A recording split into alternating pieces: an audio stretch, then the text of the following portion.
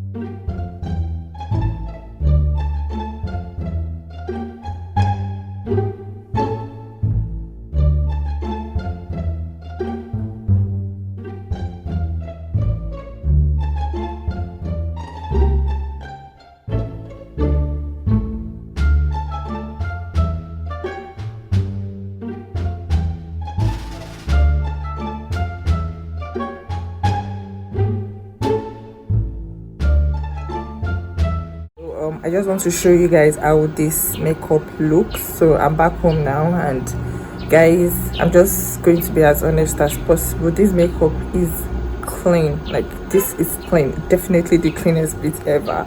And again, I didn't give her any look because I just felt all Nikki tutorials were just really so complicated. And yeah, but say this, guys, like, I feel like she's so good. Yep. Let me try and zoom in. Can I? She's, yeah.